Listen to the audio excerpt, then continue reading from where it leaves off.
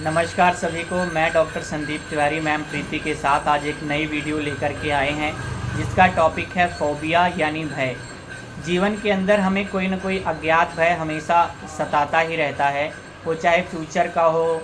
और भय दो प्रकार के हैं। देखिए, एक तो भय होता है कि जो भय अच्छा है, एक भय होता है कि जो हमारी सेहत पे हमें मेंटली ठीक नहीं रख पाता, तो उसके लिए हमें काउंसलिंग की ज़रूरत पड़ती है। और यदि सिम्टम डेवलप हो जाते हैं तो आयुर्वेदिक ट्रीटमेंट की भी आवश्यकता हमें पड़ती है। अज्ञात भय ये होता है कि मान लीजिए कोई काम अभी नहीं हुआ है और आपके मन के अंदर कई पेशेंट्स हमारे पास आते हैं, वो कहते हैं हमें एक मृत्यु का भय हो गया है। मृत्यु का भय यानी उनको थोड़ा सा भी तबीयत खराब हुई तो वो सोचते हैं कि अब हम बिल्कुल ख़त्म ही हो जाएंगे, मर जाएंगे। ऐसा एक अज्ञात भय उनके मन के अंदर बैठ जाता है। तो उसके लिए आपको काउंसलिंग और आयुर्वेदिक मेडिसिन की आवश्यकता पड़ती है। एक भय होता है कि उसको वो भय ज़रूरी है, जैसे बच्चों का भय माता पिता के प्रति होना बहुत ज़रूरी है, क्योंकि वो भय जब उनको रहता है तो वो कोई गलत कार्य नहीं कर पाते या गलत रास्ते पर नहीं जा पाते। तो इसलिए भय का होना ज़रूरी भी है, लेकिन भय कहाँ करना ज़रूरी है और कहाँ ये हमारे लिए हानिकारक हो जाता है, इसके बारे में आज हम लोग बात कर रहे हैं। तो आइए मैम प्रीति से जानते हैं कि ये फोबिया यानी भय किन कारणों से होता है और इसको जीवन के अंदर इससे निपटने के लिए क्या हमें काउंसलिंग और आयुर्वेद कैसे मदद करता है।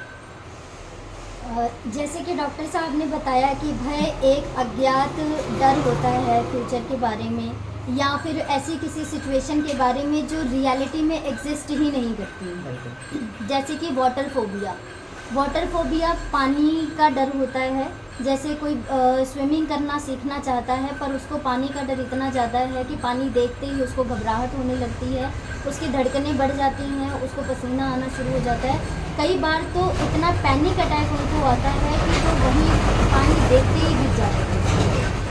तो जब ये नॉर्मल, ये तो अगर 1 घंटे या आधे घंटे के लिए रहे तो कोई प्रॉब्लम नहीं होती, पर ये डर अगर आपको लगातार बना रहता है और आपकी डेली लाइफ को डिस्टर्ब करना शुरू कर देता है तो ये एक बहुत बड़ी समस्या बन जाती है। दूसरा, कई तरह की जो है फोबियाज़ होते हैं, जैसे छिपकली का डर, एनिमल का डर है, हाइट का डर है। किसी को एनिमल्स से डर लगता है, कुत्ते को देखते ही इतना ज़्यादा पैनिक होना स्टार्ट कर देते हैं, घबराना शुरू कर देते हैं कि खुद तो परेशान होते ही हैं पर उनके साथ में जो लोग हैं उनको भी परेशानी आनी शुरू हो जाती है, क्योंकि रियलिटी में उतनी सिचुएशन एग्जिस्ट होती ही नहीं है। डरने वाली, घबराहट वाली कोई बात ही नहीं होती। तो इसके कई कारण हो सकते हैं कि कोई ट्रॉमा हुआ हो, कोई एक्सीडेंट उनके सामने हुआ हो, कोई सोशल जो कम्युनिटी वाली जो प्लेसेस हैं वहाँ पे लोगों को कई बार जाने से डर लगता है, लोगों से बात नहीं कर पाते हैं जहाँ पे भी भीड़ होती है। तो इस तरह के जो डर हैं वो कई बार बायोलॉजिकल भी हो सकते हैं, कई बार जो है सोशल कंपटीशन की वजह से भी हो सकते हैं, प्रेशर की वजह से भी हो सकते हैं या लोगों की एक्सपेक्टेशन की वजह से भी हो सकते हैं। तो इन कई बार जैसे बच्चों में भी फोबिया देखा गया है कि वो अगर किसी एनिमल को, लाइक डॉग को ही देखते हैं तो वो घबरा जाते हैं, या फिर वो कुछ किसी अजीब सी आवाज़ को सुनते हैं तो वो डर जाते हैं, साउंड की आवाज़ सुनते हैं, या थोड़ा सा भी अंधेरा होता है तो उनको डर लगना शुरू हो जाता है। कई बार ये चीज़ें बचपन से ही बच्चों के दिमाग में डाल दी जाती हैं कि अगर आप मेरी बात नहीं मानोगे तो आपको भूत पकड़ के ले जाएगा, अगर आप बाहर जाओगे तो आपको ढोल वाला पकड़ के ले जाएगा। तो ये छोटी छोटी चीज़ों से वो डरने लगते हैं, सोशल प्लेसेस पे जाने से घबराने लगते हैं, तब उनको ये प्रॉब्लम आती है। मैम लेकिन यदि हम बच्चों को नहीं डराते हैं तो बच्चे फिर अपनी मनमानी करने लगते हैं, अपनी मर्जी करने लगते हैं।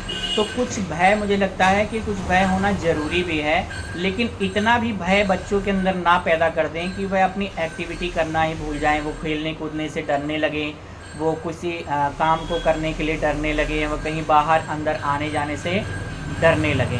भय ज़रूरी है। यहाँ पर समझने वाली बात यह है कि भय ज़रूरी भी है और भय कहाँ नहीं ज़रूरी है। इसके लिए आपको काउंसलिंग और आयुर्वेद के टच में रहना बहुत ज़रूरी है। आयुर्वेद की काउंसलिंग लेना ज़रूरी है, आयुर्वेदाचार्य से जानना ज़रूरी है कि भय का कारण क्या है। भय और क्रोध मुख्य रूप से आपके जुड़े हुए हैं पित्त से, यानी पेट से जुड़े हुए हैं। यदि आपका पेट खराब है, जिस इंसान का भी पेट सही नहीं रहता, इसके मतलब ये है कि आपकी बॉडी के अंदर पित्त इम्बैलेंस हो गया है और आपको क्रोध अधिक आएगा। आपको एक अज्ञात भय थोड़े थोड़े समय पर सताता रहता है। और जो निर्भय होते हैं, यानी उनका स्टमक बहुत मजबूत है, उनकी इम्यूनिटी पावर बहुत सही है और उनको खाना पीना जो खाते हैं अच्छे प्रकार से पच रहा है, उनकी पाचन दुरुस्त है। तो इस प्रकार की काउंसलिंग लेने के लिए या आयुर्वेदिक ट्रीटमेंट लेने के लिए आप तिवारी क्लिनिक से जुड़ें और मैम प्रीति से, डॉक्टर संदीप तिवारी से अपनी क्लासेस लें और आयुर्वेदा कोई भी ट्रीटमेंट यदि आप लेना चाहते हैं तो ले सकते हैं। वीडियो को ज़्यादा से ज़्यादा शेयर करें, लाइक करें, कमेंट करें। धन्यवाद।